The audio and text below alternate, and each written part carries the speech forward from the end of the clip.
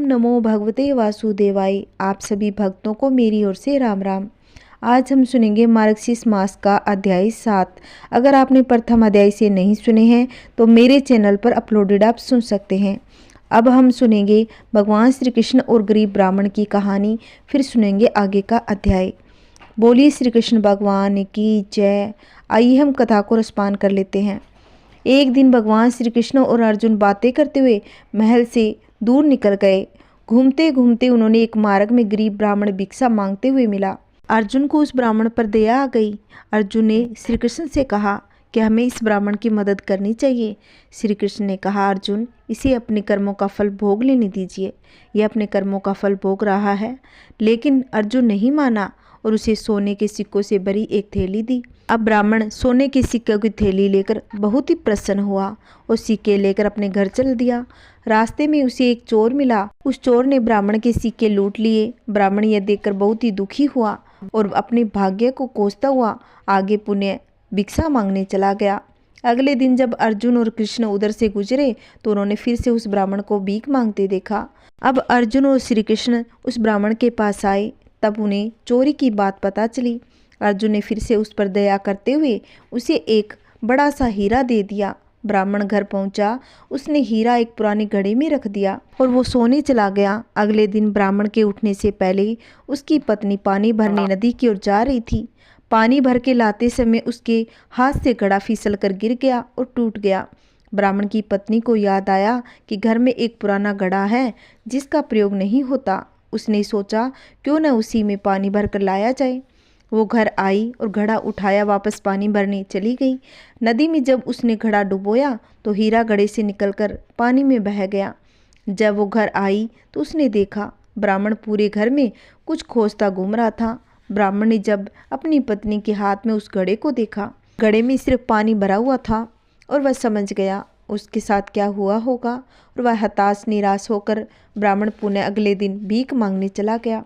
संयोग की बात थी, अर्जुन और श्री कृष्ण कहीं से लौट रहे थे। उनका ध्यान फिर उसी ब्राह्मण की तरफ पड़ा। उत्सुकतावश उसके पास पहुँचे। उसने पूछा कि अरे ब्राह्मण, अब क्या हुआ? भीख मांगने की क्या आवश्यकता पड़ गई? ब्राह्मण ने फिर उसकी राम कहानी सब सुना दी। उसकी दुर्भाग्यपूर्ण कहानी सुनकर अर्जुन श्री कृष्ण से कहने लगे, इस आदमी की किस्मत में सुख समृद्धि लिखी ही नहीं। मुझे नहीं लगता अब मैं और इसकी मदद कर पाऊंगा। श्री कृष्ण कुछ बोले नहीं, बस उन्होंने उस ब्राह्मण को 2 पैसे दिए। ब्राह्मण ने वो पैसे लिए और घर चल दिया।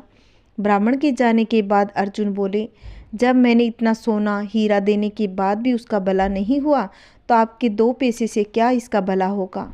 श्री कृष्ण मुस्कुराए और कहने लगे, देखते हैं इसके साथ क्या होता है। ब्राह्मण अपने भाग्य को कोसता हुआ घर चल दिया। रास्ते में उसे एक मछुआरे को देखा जो कि एक ताजी बड़ी मछली पकड़कर ले जा रहा था। मछली उसके जाल में तड़फ रही थी और छूटने के लिए प्रयास कर रही थी। ब्राह्मण को उस मछली की दशा देखकर दया आ गई। उसने सोचा, इस 2 पैसे से मेरा क्या भला होगा, क्यों न इससे इस मछली के प्राण बचा लिए जाए। ब्राह्मण ने मछुआरे से वो मछली खरीद ली और पुनः नदी में डालने चला गया।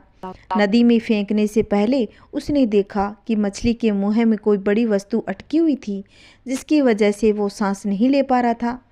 जब उसने मछली का मुंह खोलकर वह बाहर निकाला तो वही हीरा निकला जो अर्जुन ने उसे दिया था। ब्राह्मण हीरा पाकर बहुत ही खुशी से चिल्लाने लगा, देखो देखो, मुझे मिल गया, आखिर मुझे मिल ही गया। थोड़ी दूर पर वही चोर जा रहे थे जिसने ब्राह्मण के सिक्के चुराए थे। उसने जब यह आवाज़ सुनी और ब्राह्मण को नदी की तरफ से आते हुए देखा तो चोर तो डर गए।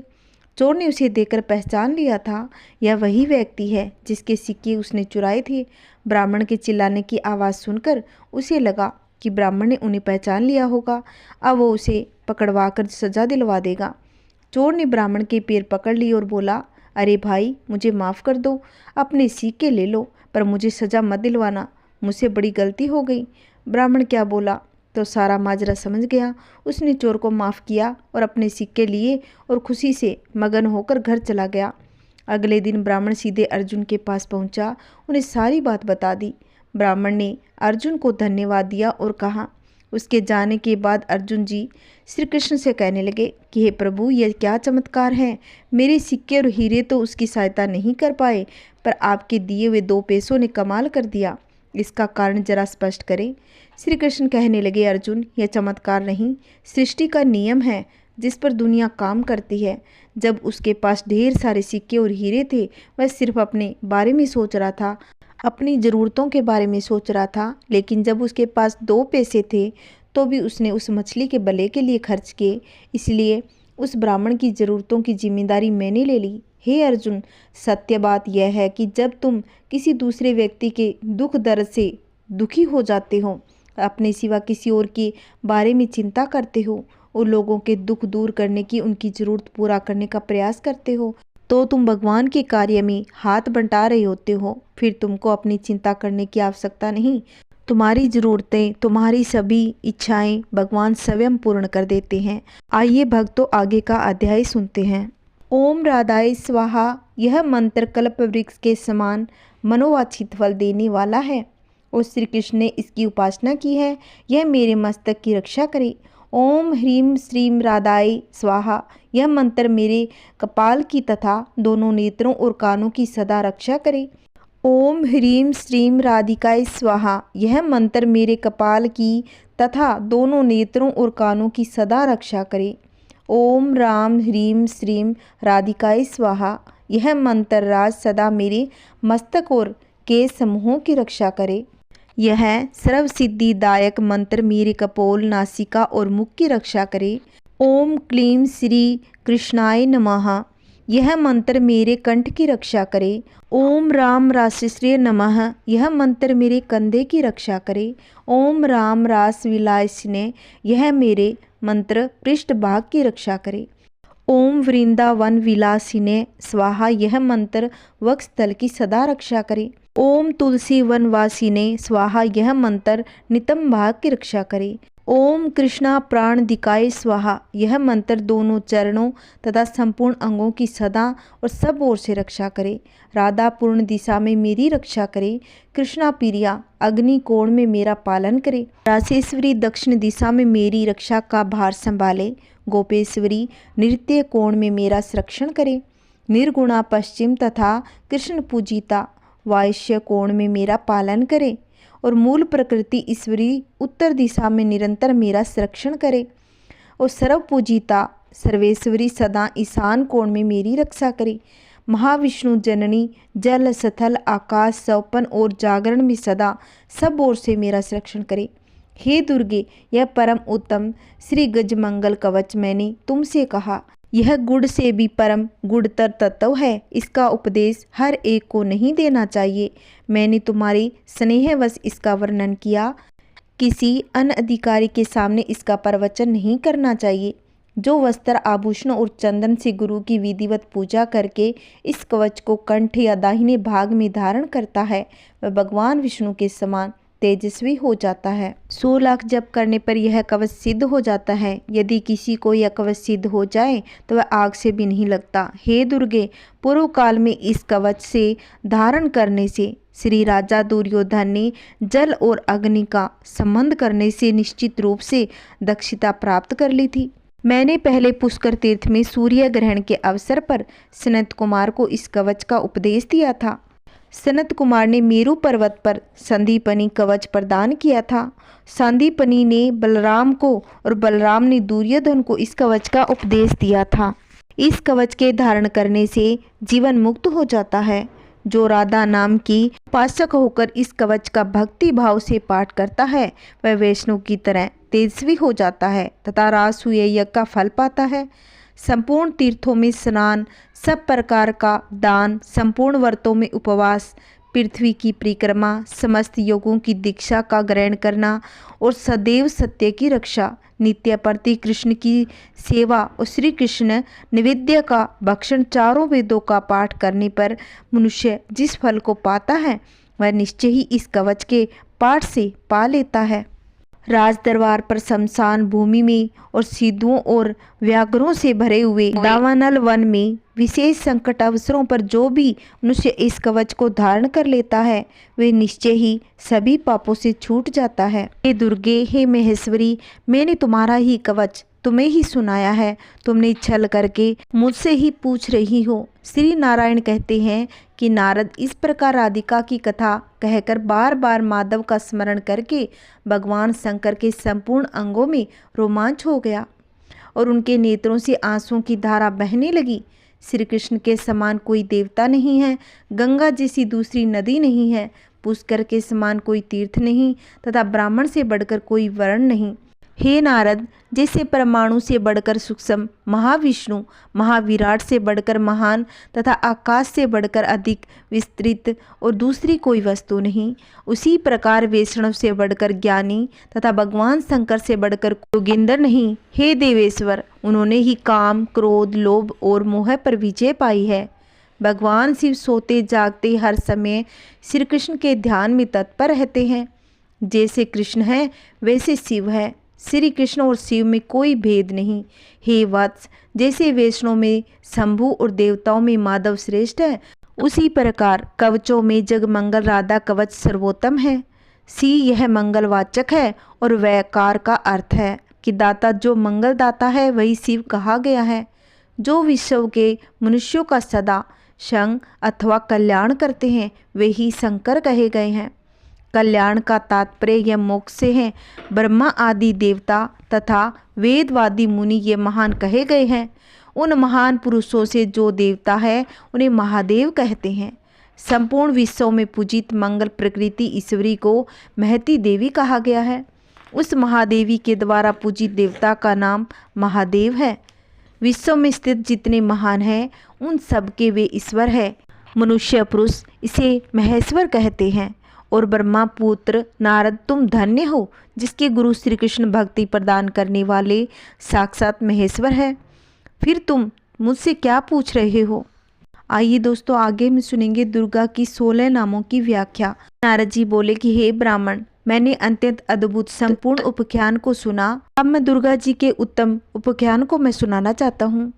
वेद की कौथुमी शाखा में जो दुर्गा, नारायणी, ईशाना, विष्णु, माया, शिवा, सती, नित्या, सत्या, भगवती, सर्वाणी, सर्वमंगला, अंबिका, वैष्णवी, गौरी, पार्वती और सनातनी, ये 16 नाम बताए गए हैं, वे सबके लिए कल्याणदायक हैं। वेद वेदाताओं में श्रेष्ठ नारायण, इन 16 नामों का जो उत्तम अर्थ है वह सबको अभीष्ट है। उसमें सर्वसमस्त वेद उक्त अर्थ को आप बताइए। पहले किसने दुर्गा जी की पूजा की, फिर दूसरी, तीसरी और चौथी बार किन किन लोगों ने इनको सर्वत्र पूजन किया?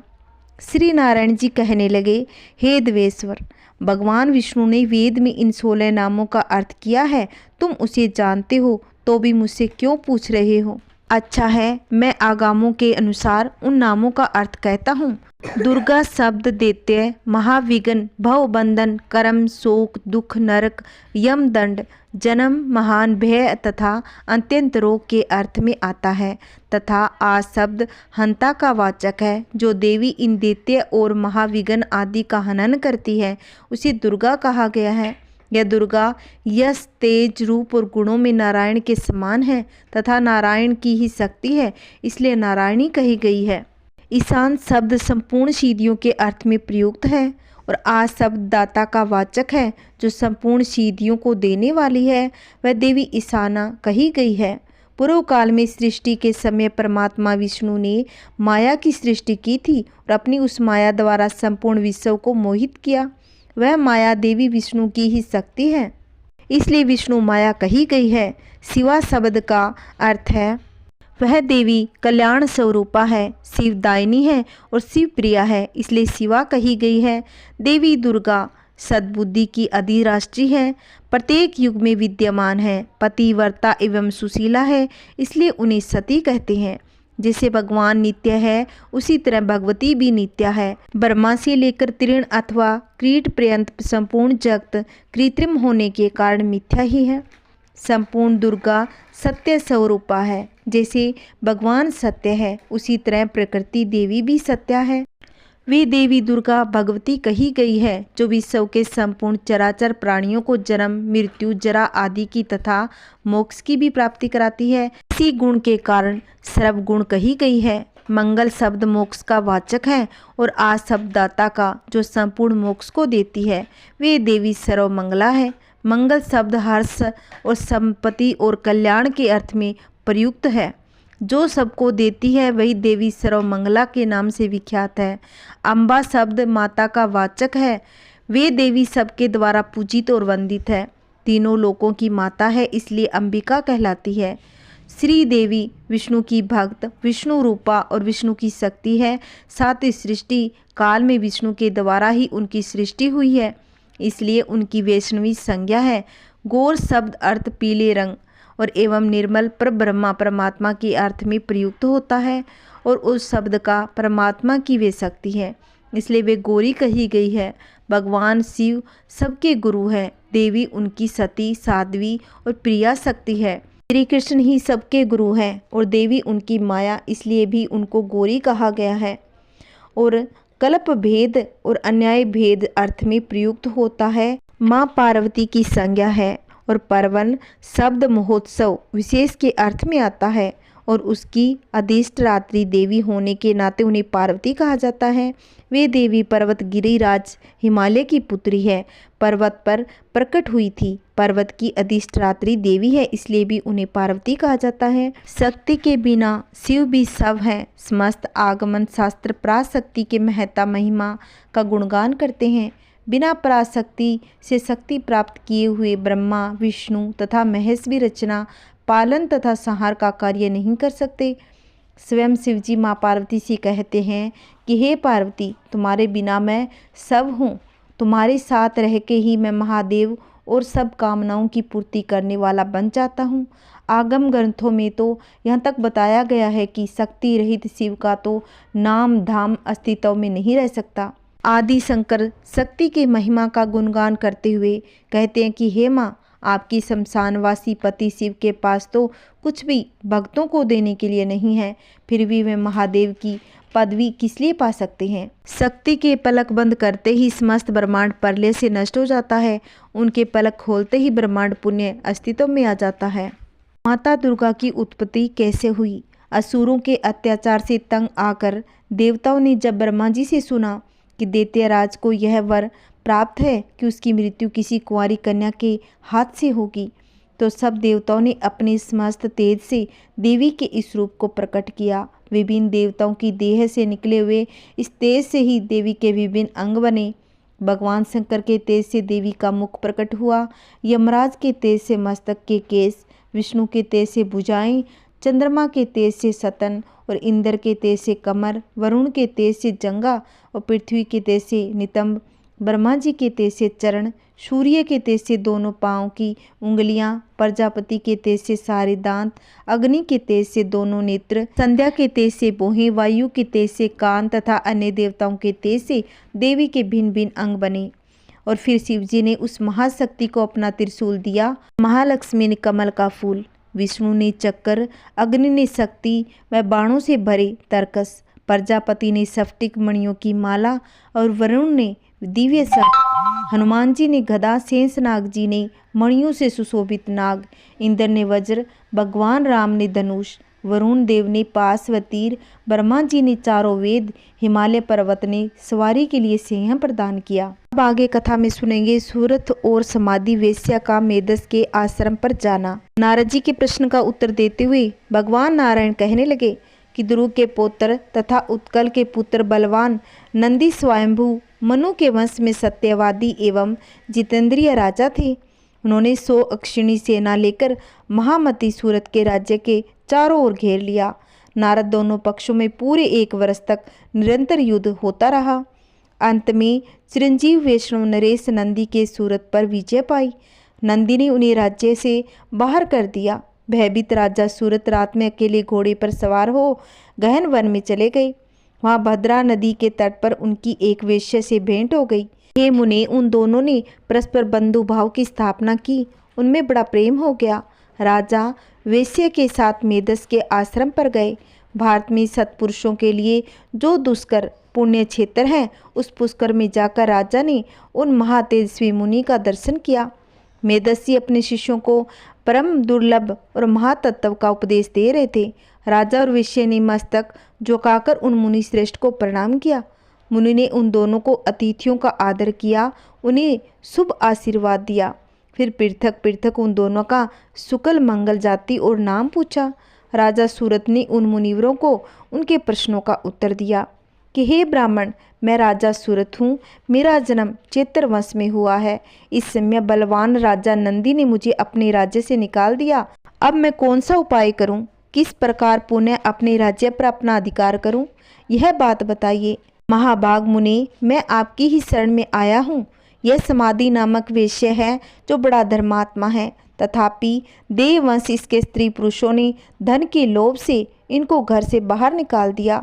इसका अपराध इतना ही है, यह स्त्री पुत्रों और बंधु बांधवों के मना करने पर भी प्रतिदिन ब्राह्मणों को प्रचुर धन और रत्न दान दिया करते हैं। जय श्री कृष्णा, राधे राधे। आगे की कथा हम कल के अध्याय में रसपान करेंगे। अगर आपको मेरी कहानी अच्छी लगी हो, वीडियो को ज़्यादा से ज़्यादा शेयर कर दें, लाइक करें और कमेंट में जय श्री कृष्णा अवश्य लिखें। अगर आपने मेरे चैनल को अभी तक सब्सक्राइब नहीं किया है तो मेरे चैनल को सब्सक्राइब करके रखें, जिससे आने वाली वीडियो की नोटिफिकेशन आपको मिलती रहेगी। सभी भक्तों को राम राम। जय श्री कृष्णा, राधे राधे।